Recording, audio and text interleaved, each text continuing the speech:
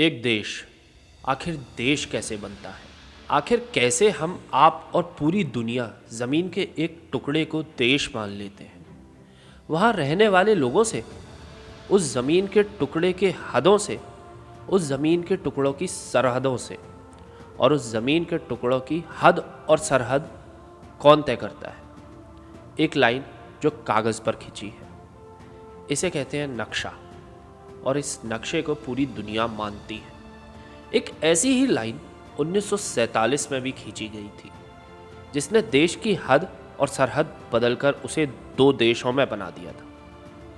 आखिर वो लाइन किसने खींची और क्यों 15 अगस्त को आज़ाद होने के बाद भी हिंदुस्तान को 2 दिन बाद यानी 17 अगस्त को पता चला कि उसकी नई सरहद क्या है और उसका नया नक्शा क्या है? आज बात इसी बारे में। नमस्कार, मैं हूं अनिकेत दीक्षित और स्वागत करता हूं आपका हिस्ट्री फॉर यू में।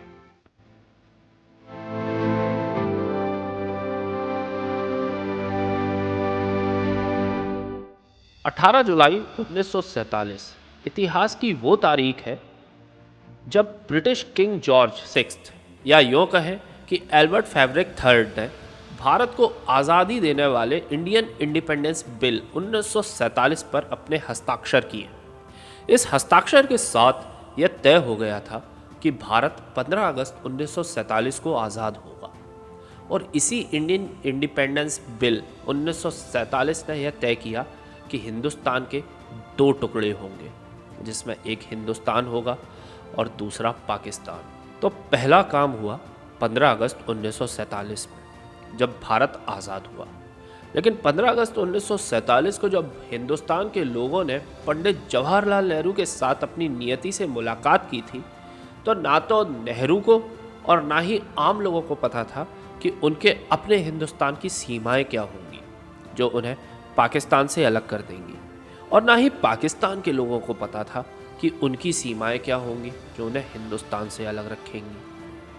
पता तो सिर्फ इतना था कि जो हिंदू मेजॉरिटी इलाके हैं वह हिंदुस्तान में होंगे, और जो मुस्लिम मेजॉरिटी इलाके हैं वो पाकिस्तान में। लेकिन कुछ लोग थे जिन्हें पता था कि हिंदुस्तान और पाकिस्तान की सीमा क्या होगी, और इन कुछ लोगों में हिंदुस्तानी थे, पाकिस्तानी भी, और कुछ अंग्रेज भी। हिंदुस्तानी और पाकिस्तानी खुद बैठकर इन सीमाओं पर एक मत नहीं हो रहे थे, तो एक अंग्रेज सिरिल जॉन रेडक्लिफ को सरहद खींचने की पूरी जिम्मेदारी दे दी गई।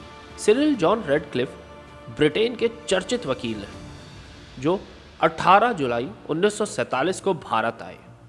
इससे पहले वह शख्स कभी हिंदुस्तान नहीं आया था, और उन्हें पता भी नहीं था कि इतने बड़े देश में हिंदू कहाँ हैं और मुस्लिम कहाँ, उनका झगड़ा क्या है। उन्हें सिर्फ इतना पता था कि एक देश के 2 देश करो, और उसका आधार सिर्फ और सिर्फ धर्म रहेगा। उसे हिंदुओं को हिंदुस्तान देना था और मुस्लिमों को पाकिस्तान।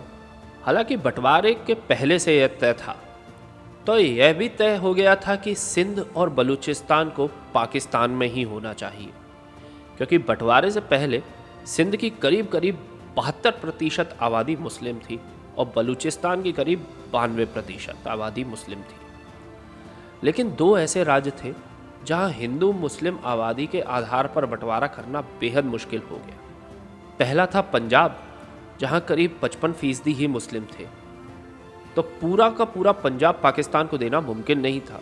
और दूसरा था बंगाल, वहां भी करीब 55% आबादी मुस्लिम थी, तो भी उसे पूरा पाकिस्तान को देना मुनासिब नहीं था। यहीं पर एंट्री हुई सिरिल जॉन रेडक्लिफ की, जिन्हें पंजाब और बंगाल का बंटवारा करना था।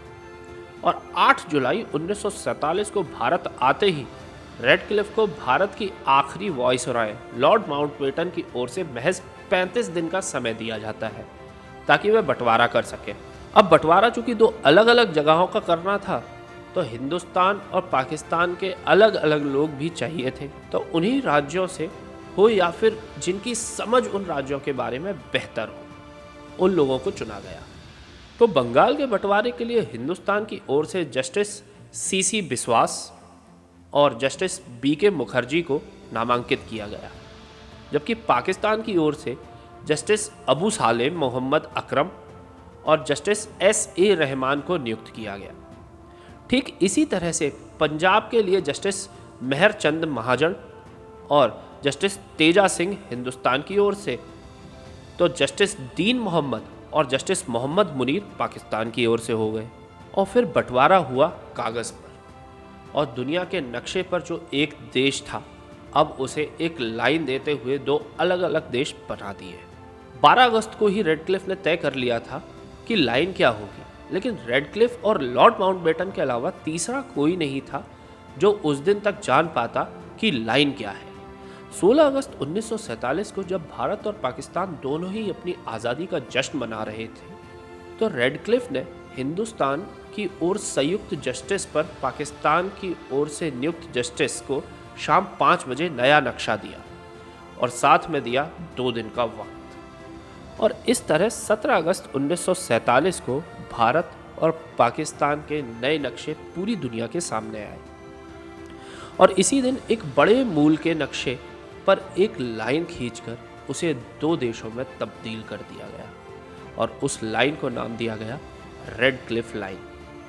तब हिंदुस्तान से इस लाइन को पार कर पाकिस्तान जा रहे लाखों लोग मरे और पाकिस्तान से इस लाइन को पार कर हिंदुस्तान आ रहे लाखों लोग मारे गए। हिंदू मारे गए, मुस्लिम मारे गए, सिख मारे गए, यानी इंसान मारे गए।